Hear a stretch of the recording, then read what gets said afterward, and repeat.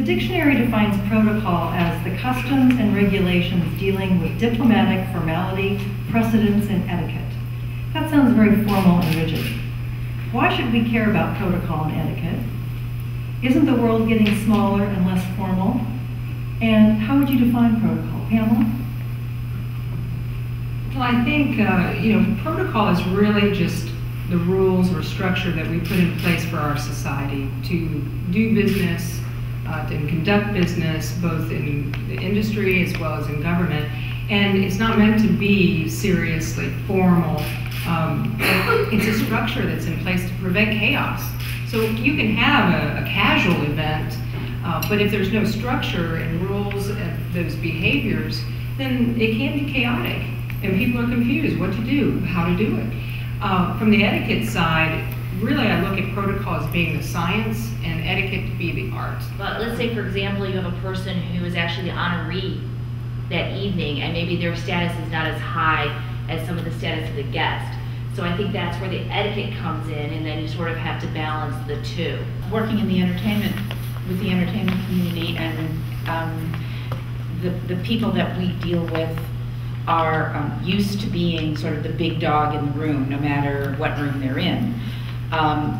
When we get into a situation where an actor or a producer, even if an event is taking place in Hollywood, the actor or the producer is not the big dog in the room because the President of the United States is in the room, or the Dalai Lama is in the room, or a member of the royal family of the Windsors is in the room.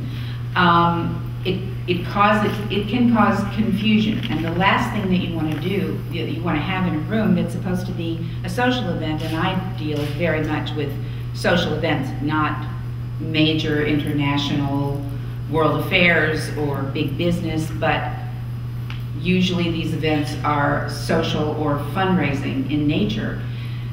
My experience is that if there are rules and if everybody understands what they are in advance, if we work properly with their representatives, their individual PR people, and explain this is how it's going to happen, this is why it's going to happen this way, this is why this producer can't be the big dog in the room today, then they know, they understand it in advance, and everybody can relax about it and know what position they have, what place they have, and it's just easier and more comfortable for everybody in the room so that they can enjoy themselves.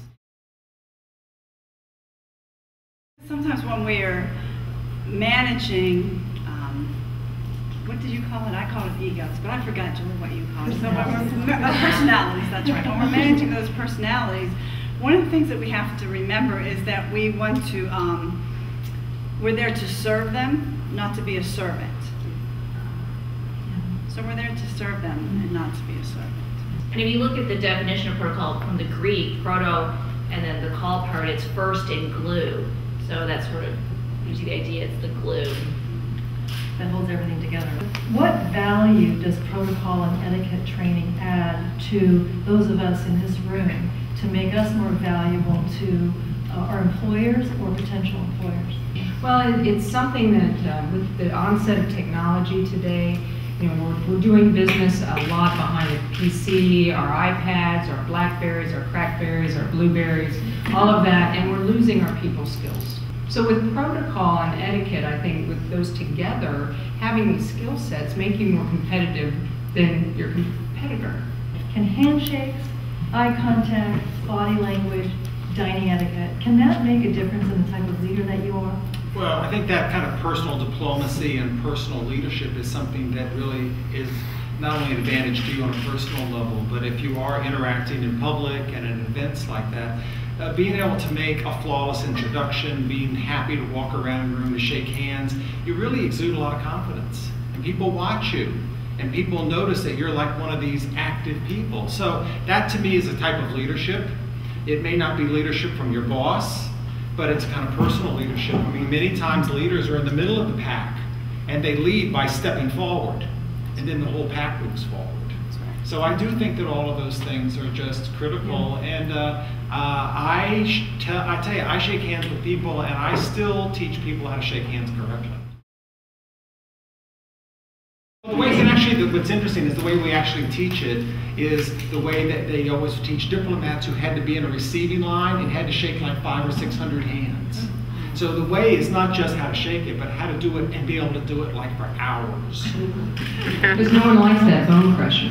And no one's going to say, hey, that was a great bone crusher, thank you very much. We'll tell our friends, don't shake her hand. What is an example of a recent or your favorite protocol blunder? Pamela, let's start with you. So many. Well, I think the one that stands out in my mind is the, not to mention any names, but a couple that crashed the White House during an state visit. I think that, and we're constantly rewarding bad behavior, so now she has her own little show with the wives in DC. But the big thing that what happened was that it changed the message. The president was hosting and having a state dinner, and the focus was not on that relationship development and building and continuing that relationship. It was all about them.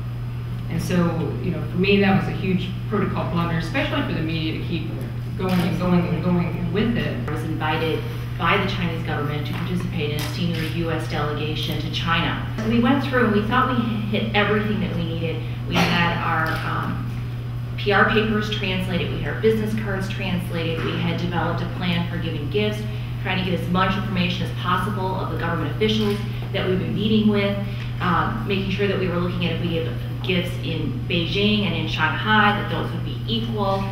And it came down to the last night, and she had some gifts that we were going to present at the Great Hall of the People. And the gifts were really wrapped beautifully in red and yellow, the colors of China. But everything had been wrapped, and it was the one little detail that I had not seen actually what was in there. I had a description of it. And no one at that point wanted to unwrap them. And I said, I'm just not comfortable taking everything on the plane, going there and presenting them at the Great Hall of the People without looking at them. I said, let's just look. So we unwrapped, and it was good because if you go back to that time, it was even more tense. On the bottom of the gift, it said made in Taiwan.